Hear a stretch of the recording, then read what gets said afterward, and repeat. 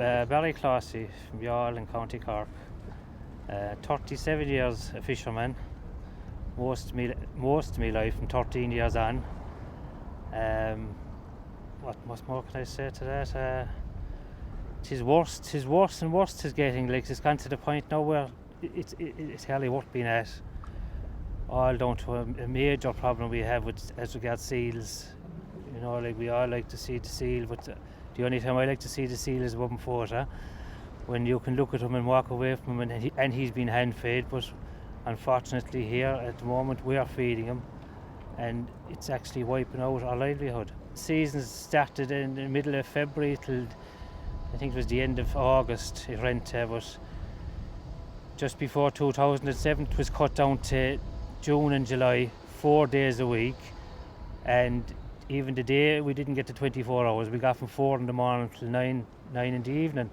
So like it was hardly being worth being at the time. You know what I mean? Every fish had to be tagged, so you still were on a quota all the time. You know. Why was the restrictions brought in?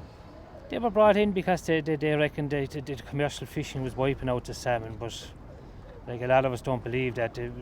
I honestly believe it was to get rid of the wild salmon so that the farm salmon would increase the market value of their fish, you know. But you know what I mean, that's my own thoughts on it. Like that sounds a bit unfair, doesn't it? Oh, definitely, you know. Like we were told years ago, like even if the farm salmon escaped and mixed with the wild salmon, that it would eventually wipe out the farm salmon. So I'd say between that and pollution, I'd say a lot of it can't be blamed on the commercial fishermen, you know.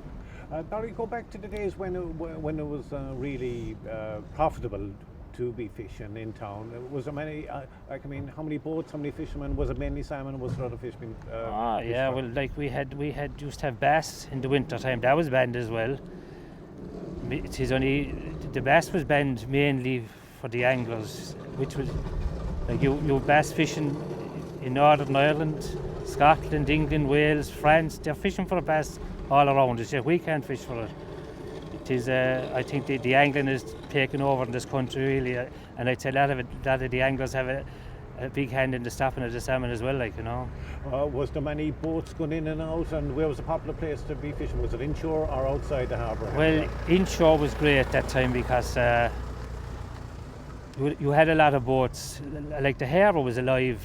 People who stand at the quay watching boats hauling salmon nets, and at the time there were so many boats at it. Everyone had a problem with the seal, but you'd get away with it some days, and someone else would have them this day or the last day. But nowadays there's so many little boats at it that every time you go fishing now you have the seal with you, like, you know. So he's after moving offshore because the salmon are stopped and the bass are stopped. Right. I think you're angry with the Department of the Marine. Yeah, well, it's a problem that's been ignored for years. Like, they know it exists, like, you know, but listen, we've no problem with the seals, provided they'd let us get on with our job. And you know what I mean, like, take a farmer there, he have a problem with dogs come lambing season, and it'll make the 6 o'clock news. But we have a problem 12 months of the year, and there's not a thing about it, you know. What damage do the seals do? Basically, the monkfish, you could haul your monk nets and you'll get monkfish with their mouth open and his tail bitten off, pulled to pieces, and the poor fish still alive, you know. But pollack, cod, they'll just tear the bellies out of them. I think the liver they enjoy more than anything, but they'll tear the fish apart to get at the liver, you know. And have you noticed a substantial increase in the seal population in the recent past couple of years? Definitely, yeah. Like one time you might see a seal, you'd see one bobbing around there, but now you could see 4 or 5 of them together swimming around the place, you know. I'd say that the population now has definitely gone beyond breaking point, you know. How do they eat the monkfish? Do they attack them when they're in your nets, or you're after capturing them, the nets? Or they pull them out the nets, tear the nets, everything, you know what I mean. But they destroy our gear as well, you know what I mean. They're constantly busting in and out through the gear. So that combined with the ban on salmon fishing, I mean. Well, like the ban on salmon fishing, like that was their food source. They slept up in the rocks during the day and they went fishing. Then when they were hungry, they were pulling a few salmon out of the nets. But there were so many boats salmon fishing that time. You know, everyone had a problem with them, but it wasn't to the extent that it is now. We haven't got the boats fishing now inshore. So the couple of boats that are fishing, you know, it's nearly gone to the stage where it's not worth their while at all. Like. So are the seal population moving inshore now as well? Well, I think they were always inshore, but it's offshore they're moving now. Like you have boats complaining about seals now 30 and 40 miles off, which was never seen before, you know. They're just following the boats off until the boat shoots the net, and then they'll feed out of the nets, like, you know. They're not killing for themselves anymore, like. So they're clever as well. Oh yeah, it's like going to the chipper now. Like they'll just follow you along now. You'd see them actually following you behind the boat. They'll wait until you shoot the net, you know. So, Barry, what choice now as the fisherman? What other source of fish can you go for now? Are you forced to fish for now? Well, you see, lobsters are like. The lobsters are getting awful hampered now because a lot of boats have nothing to do in the summertime but fish for lobsters, you know. A lot of boats would be at the Monkfish, but the gear is so expensive that it just doesn't pay to buy a whole to go from lobsters to Monkfish because it costs too much to buy the gear, like.